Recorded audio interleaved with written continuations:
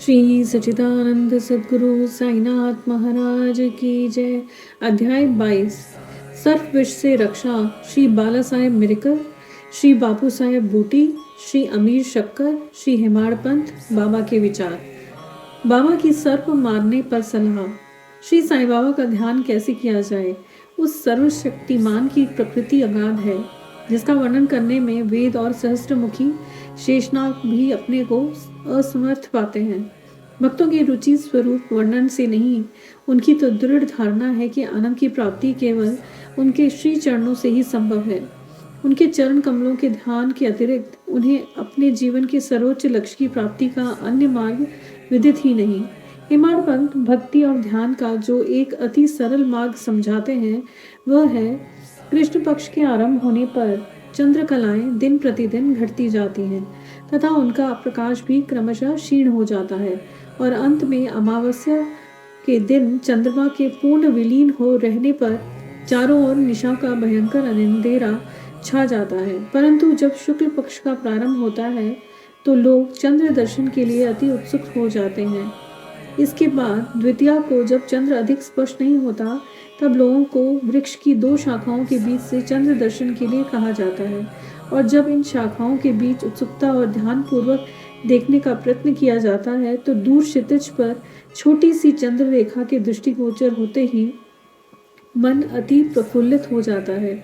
इसी सिद्धांत का अनुमोदन करते हुए हमें बाबा की श्री दर्शन का भी प्रयत्न करना चाहिए। बाबा के चित्र की ओर देखो, आहा कितना सुंदर है। वह पैर मोड़कर बैठे हैं और दाहिना पैर बाएं घुटने पर रखा गया है। बाएं हाथ की उंगलियां दाहिने चरण पर फैली हुई हैं। दाहिने पैर के अंगूठे पर तर्जनी और मध्यमा उंगली फैली हुई है। इस आकृति से बाबा समझा रहे हैं कि यदि तुम्हें मेरे आध्यात्मिक दर्शन करने की इच्छा है तो अभिमान शून्य और विनम्र होकर उक्त दो उंगलियों के बीच में मेरे चरण के अंगूठे का ध्यान करो।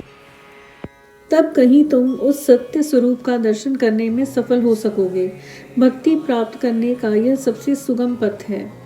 अब एक क्षण श्री साईं बाबा की जीवनी का अवलोकन करें। साईं बाबा के वास से शिरडी तीर्थस्थान बन गया है। चारों ओर से लोगों की भीड़ वहां प्रतिदिन बढ़ने लगी है तथा धनी और निर्धन सभी को किसी न किसी रूप में लाभ पहुंच रहा है।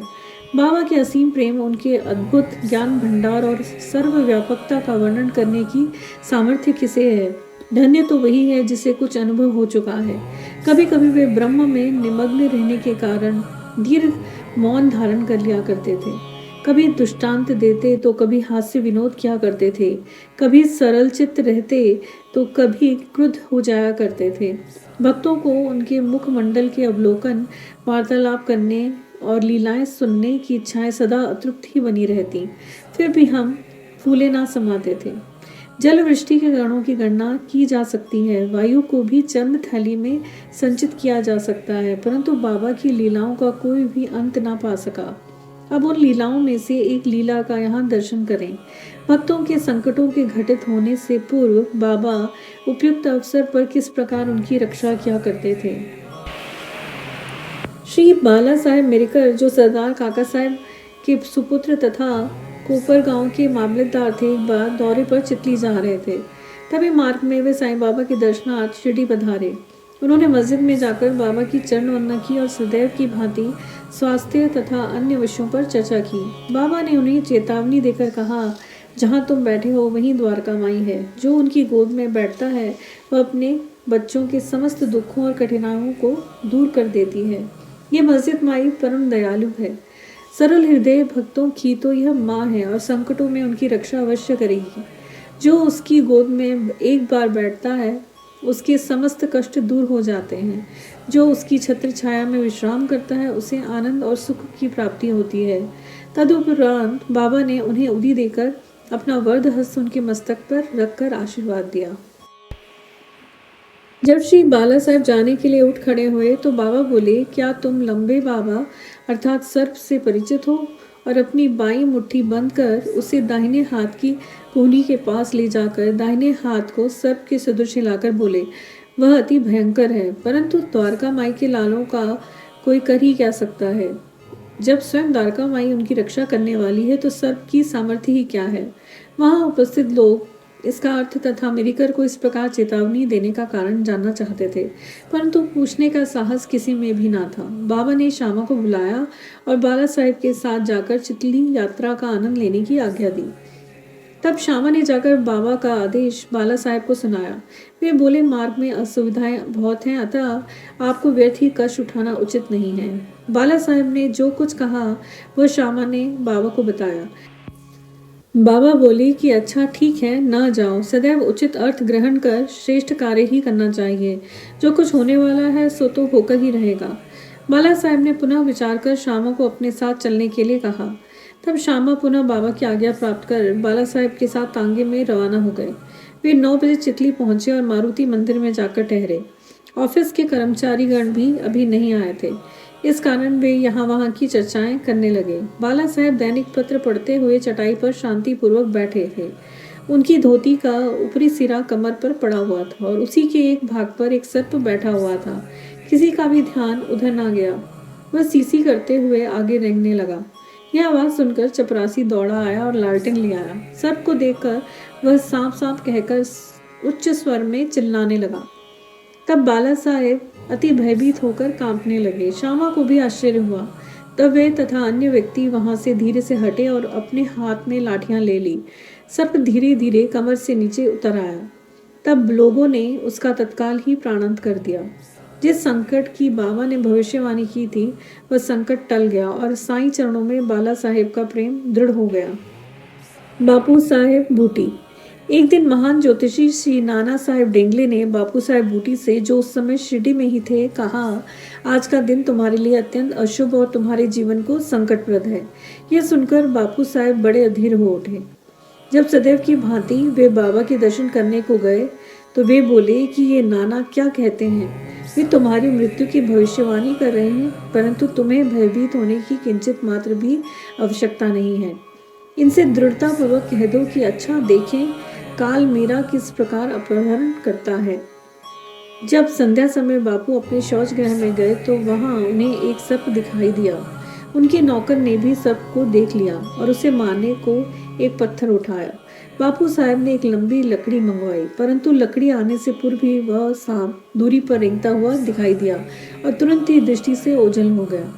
बापू साहब को बाबा के अभयपूर्ण वचनों का स्मरण हुआ और बड़ा ही संतोष हुआ। अमीर शक्कर कोराले गांव का निवासी था, जो कोपर गांव तालुका में है। वह जाति का कसाई था और बांद्रा में दलाली का धंधा किया करता था। वह प्रसिद्ध व्यक्तियों में से एक था।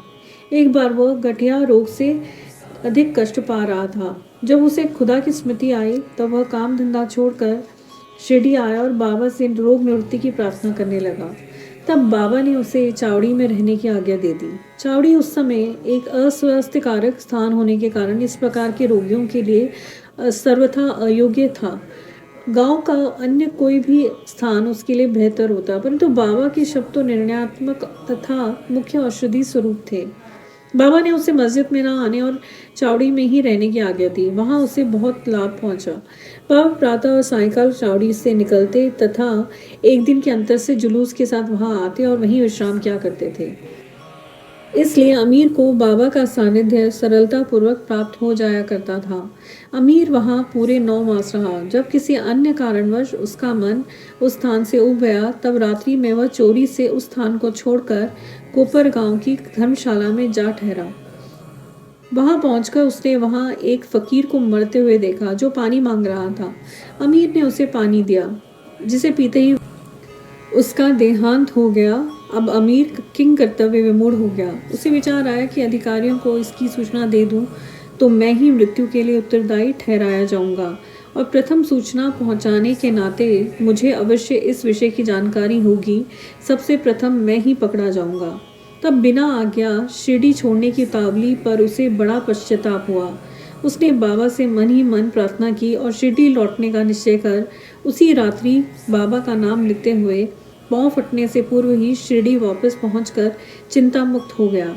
फिर वह चावड़ी में बाबा की इच्छा और आज्ञा अनुसार ही रहने लगा और शीघ्र ही रोग मुक्त हो गया। एक समय ऐसा हुआ कि अर्धरात्रि को बाबा ने जोर से पुकारा कि ओ अब्दुल, कोई दुष्ट प्राणी मेरे बिस्तर पर चढ़ रहा है। अब्दुल ने लालटेन लेकर बाबा का बिस्तर देखा, परंतु वहां कुछ भी न था। बाबा ने ध्यानपूर्वक सारे स्थान का निरीक्षण करने को कहा और वे अपना सटका भी जमीन पर पटकने लगे। बाबा की यह लीला देखकर अमी ने सोचा कि हो सकता है बाबा को किसी सांप के आने की शंका हुई हो। दीर्घ काल तक बाबा की संगति में रहने के कारण अमीर को उनके शब्दों और कार्यों का अर्थ समझ में आ गया था। उन्होंने अपने बिस्तर के पास कुछ रेंगता हुआ देखा। तब उन्होंने अब्दुल से बत्ती मंगवाई और तब एक सांप को कुंडली मारे हुए वहां बैठा देखा, जो अपना फन हिला रहा था। फिर वह सांप तुरंत ही मार डाला गया। इस प्रकार बाबा ने सामयिक सूचना देकर अमीर के प्राणों की रक्षा की। हेमाड़ पंथ, बिच्छू और सांप। बाबा की आज्ञा अनुसार काका साहेब दीक्षित श्री एकनाथ महाराज के 2 ग्रंथों भागवत और भावार्थ रामायण का नित्य पारायण किया करते थे। एक समय जब रामायण का पाठ हो रहा था, तब श्री हेमाड़ पंथ भी श्रोताओं में सम्मिलित थे। अपनी माँ के आदेश अनुसार किस प्रकार हनुमान ने श्री राम की महानता की परीक्षा ली, यह प्रसंग चल रहा था। सब श्रोता जन मंत्रमुग्ध हो रहे थे तथा हेमाड़ पंथ की भी वही स्थिति थी। पता नहीं कहां से एक बड़ा बिच्छू उनके ऊपर आ गिरा और उनके दाहिने कंधे पर बैठ गया, जिसका उन्हें कोई भान न था। ईश्वर को श्रोताओं की रक्षा स्वयं करनी पड़ती है।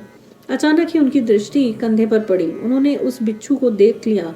वह मृतप्राय सा हो रहा था, मानो वह भी कथा के आनंद में तल्लीन हो। हरी इच्छा जानकर उन्होंने श्रोताओं में बिना विघ्न डाले उसे अपनी धोती के दोनों सिरे मिलाकर उसमें लपेट लिया और दूर ले जाकर बगीचे में छोड़ दिया। एक अन्य अवसर पर संध्या समय काका साहेब वाड़े के ऊपरी खंड में बैठे हुए थे। तभी एक सांप खिड़की की चौखट के एक छिद्र से भीतर घुस आया और कुंडली मारकर बैठ गया। बत्ती लाने पर पहले तो वह थोड़ा चमका, फिर वहीं चुपचाप बैठा रहा और अपना फन हिलाने लगा। बहुत से लोग छड़ी और डंडा लेकर वहां दौड़े, परंतु वह एक ऐसे सुरक्षित स्थान पर बैठा था जहां उस पर किसी के प्रहार का कोई भी असर ना पड़ता। लोगों का शोर सुनकर वह शीघ्र ही उसी छिद्र से ही अदृश्य हो गया। तब कहीं सब लोगों की जान में जान आ के विचार।